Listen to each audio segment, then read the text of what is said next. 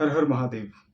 कहीं से मेरे पास एक सवाल आया कि क्या विश्वास करना, आस्था रखना या किसी के प्रति फेथ रखना, क्या ये विश्वास, आस्था और फेथ रखना हमारे दूसरे मेंटल फंक्शंस की तरह या हमारी बुद्धि की जो दूसरी प्रक्रियाएं हैं, उनकी तरह एक नॉर्मल चीज़ है या फिर ये अलग से है? कहने का मतलब आस्था रखना क्या रैशनैलिटी, रीज़निंग, इमेजिनेशन, क्रिएटिविटी की तरह ही एक फंक्शन है माइंड का, या ये इंसान ने अपनी तरफ से कुछ इजाद किया है या बाद में इंसान के पास आया है? तो इसमें मैं ये कहना चाहूँगा, अगर आप मानव डेवलपमेंट का, मानव विकास का, खासकर साइकोलॉजिकल या मेंटल एवोल्यूशन का इतिहास उठा के देखेंगे, तो रैशनैलिटी, क्रिएटिविटी, इमेजिनेशन और आपका एनालिसिस, सेल्फ रिफ्लेक्शन, ये सारी की सारी चीज़ें अभी पिछले कुछ हज़ार सालों में ही विकसित हुई हैं। अगर आप मानव इतिहास को अगर 1 लाख साल पहले या 70,000 साल पहले या 50,000 साल पहले उठा के देखेंगे, तो आपको लगेगा कि कुछ ही फंक्शंस हमारे माइंड के विकसित हुए थे। जैसे कि एक एक बहुत ही इंस्टिंक्चुअल ड्राइव होती है, बहुत ही बेसिक फंक्शन हमारी माइंड का होता है, वो होता है सर्वाइवल फंक्शन।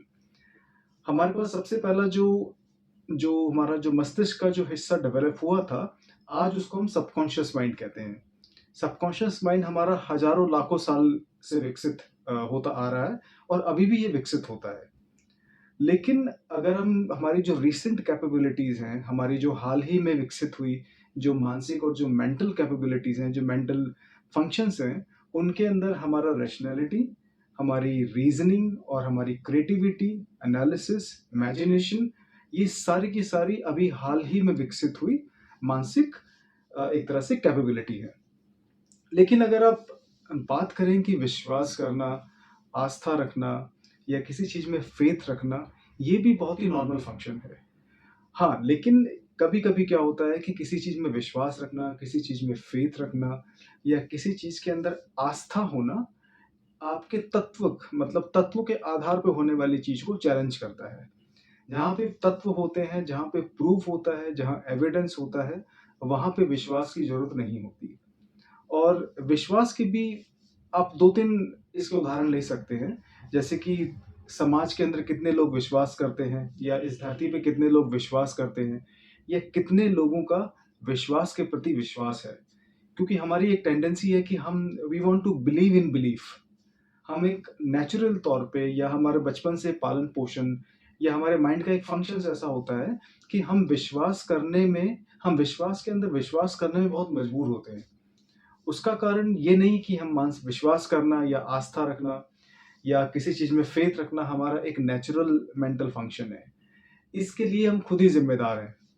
क्योंकि होता क्या है कि हम उन चीज़ों में विश्वास करने लगते हैं, जिनके लिए हमें तत्व नहीं मिलते, जिनको साबित करने के लिए, जिनको प्रूव करने के लिए हमारे पास एविडेंस नहीं होते।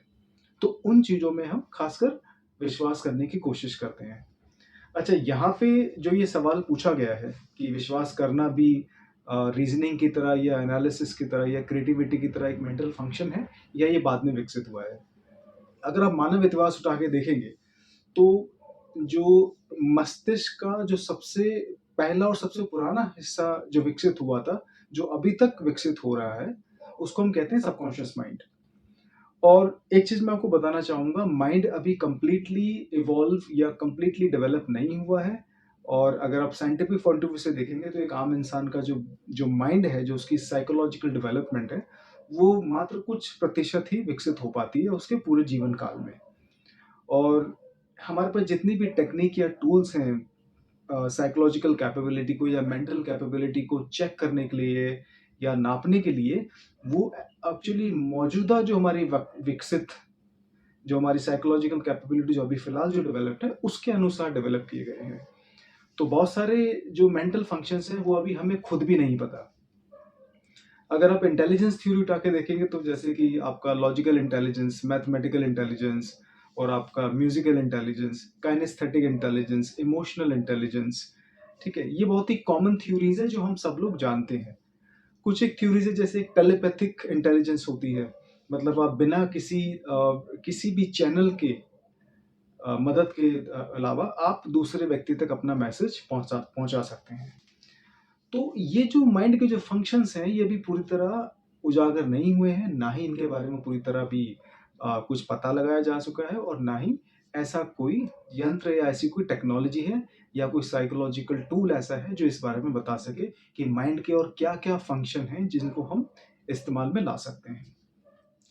लेकिन जहाँ पे विश्वास की बात आती है, वहाँ पे हम बहुत ज़्यादा कैजुअल हो जाते हैं। अगर मैं विश्वास की बात करके देखूँ, अगर मैं इसको आध्यात्मिक पॉइंट ऑफ व्यू से देखने की कोशिश करूँ, तो जहाँ पे तत्व नहीं होते, जहाँ पे प्रूफ नहीं होता, या जहाँ पे एक एक एम्पिरिकल एक्सपीरियंस नहीं होता, वहाँ पे विश्वास बहुत ही आसानी से फिट हो जाता है। बहुत सारे लोग भगवान में विश्वास रखते हैं, बहुत सारे लोग गुरुओं में विश्वास रखते हैं, और बहुत सारे लोग किसी भी धार्मिक स्थान पे जो उनकी आस्था होती है, जो उनका विश्वास होता है, वो अलग-अलग लोग अपने हिसाब से रखते हैं। लेकिन यहाँ पे कभी-कभी हमें ये कहना पड़ेगा कि जो विश्वास है, देखिए विश्वास में और अंधविश्वास में बहुत ही बारीक लाइन होती है। मैं यहाँ पे विश्वास की बात कर रहा हूँ, अंधविश्वास की बात नहीं कर रहा।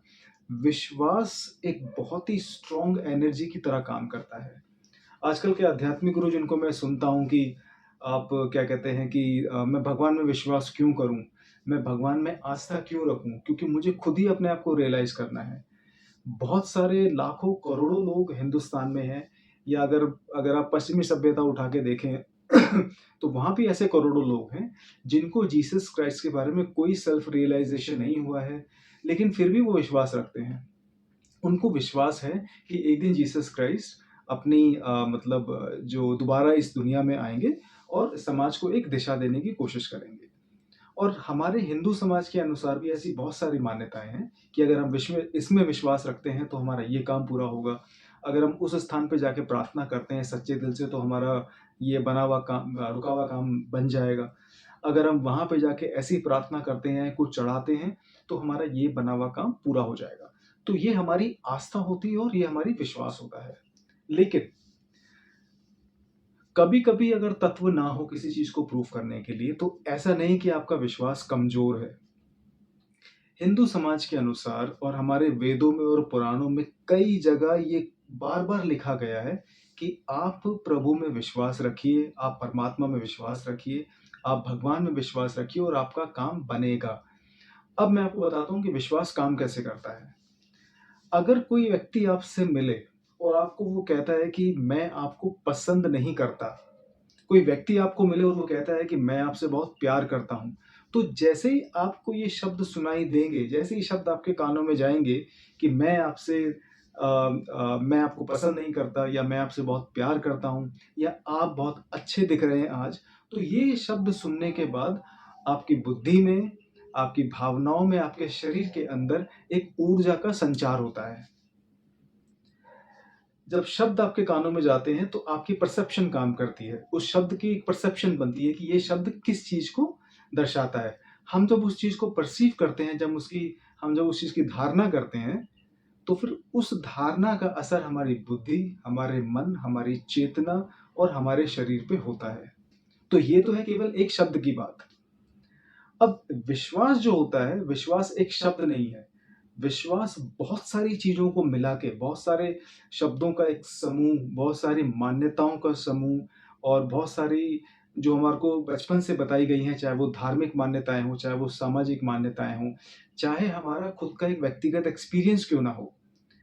तो विश्वास सिर्फ़ एक शब्द नहीं है, जो आस्था होती है वो सिर्फ़ एक शब्द नहीं होता। आस्था हर एक व्यक्ति के लिए एक ऊर्जा की तरह काम कर सकता है। एक ऊर्जा का जो एक स्रोत होता है, जो ऊर्जा का एक भंडार होता है, उसकी तरह आस्था काम करती है। तो आपने बहुत सारे लोगों को सुना होगा कि भई चाहे वो कम पढ़े-लिखे हों, चाहे वो बहुत ज़्यादा पढ़े-लिखे हों, चाहे वो बिल्कुल भी पढ़े-लिखे ना हों, लेकिन वो कहते हैं कि उनके जीवन में चमत्कार हुआ है। तो उनके जीवन में जो चमत्कार हुए होते हैं, चाहे वो किसी भी चीज़ को चमत्कार कहते हों, उनके जीवन में जो चमत्कार हुए होते हैं, उस चमत्कार का आधार होता है प्रभु के प्रति उनका विश्वास और उनकी सच्ची आस्था। तो बहुत सारे लोग, या फिर आजकल के जो आध्यात्मिक गुरु हैं, जो आध्यात्मिक गुरु कम एक मोटिवेशनल स्पीकर भी हैं, अगर वो ये कहते हैं कि मैं भगवान में विश्वास क्यों करूँ? तो यहाँ पे शायद उनको थोड़ा-सा अपने आप को समझने की ज़रूरत है, या अपने आप को अपना ज्ञान थोड़ा-सा उनको बढ़ाने की ज़रूरत है। तो विश्वास जो होता है एक एक बहुत ही स्ट्रॉन्ग एनर्जी के सोर्स की तरह काम करता है और विश्वास सिर्फ एक शब्द की तरह नहीं होता। बहुत सारे शब्दों को मिला के, बहुत सारे जीवन के व्यक्तिगत अनुभवों को मिला के और बहुत सारी चीज़ों को मिला के एक ऊर्जा के गोले की तरह विश्वास काम करता है। एक ऊर्जा का जो स्रोत होता है, जो भंडार होता है, उसकी तरह विश्वास काम करता है। तो विश्वास करना और विश्वास ना करना एक व्यक्तिगत अनुभव है, एक व्यक्तिगत निर्णय है, लेकिन हम विश्वास को रीज़निंग से, रैशनैलिटी से, इमेजिनेशन से, क्रिएटिविटी से कम नहीं आँक सकते। क्योंकि बहुत सारे लोग इस दुनिया में रीज़नेबल भी हैं, रैशनेबल भी हैं और बहुत सारे लोग इस दुनिया में विश्वासी भी हैं, जिनको भगवान में आस्था है, जिनकी भगवान के प्रति एकदम सच्ची श्रद्धा है। और ये श्रद्धा, ये आस्था और ये विश्वास किसी मिरेकल से कम काम नहीं करता। तो प्रभु को जानने के बहुत सारे रास्ते हैं। आप अगर भक्ति मार्ग की तरफ से जाते हैं, तो आप प्रभु के अंदर एकदम सच्ची श्रद्धा रखिए, विश्वास रखिए और अगर प्रभु का आशीर्वाद होगा, तो आपकी मनोकामना पूरी होगी और आपको जीवन का लक्ष्य आपका पूरा होगा। और अगर आप ज्ञान योग के थ्रू जाना चाहते हैं, अगर आप ज्ञान का मार्ग अपनाना चाहते हैं, तो प्रभु को आप खुद भी रियलाइज़ कर सकते हैं। प्रभु को समझने की कोशिश करिए, वेदों के द्वारा समझने की कोशिश करिए, भागवत के द्वारा समझने की कोशिश करिए, आप प्रभु को रियलाइज़ करने की कोशिश करिए, ये ज्ञान का मार्ग है। तो भक्ति योग, कर्म योग, राजयोग या फिर आपका जो ज्ञान योग है, इसमें से कोई भी योग आप अपना सकते हैं। किसी भी मार्ग पे चल के आप प्रभु के दर्शन पा सकते हैं। लेकिन ज्ञान योग भक्ति योग से कम नहीं है, भक्ति योग ज्ञान योग से ज़्यादा बढ़कर नहीं है। जितने भी रास्ते भागवत में या वेदों में बताए गए हैं, सारे के सारे रास्ते समान हैं। ये हम पे निर्भर करता है कि हमारे को कौन-सा रास्ता प्रभु के पास जाने के लिए आसान लगता है।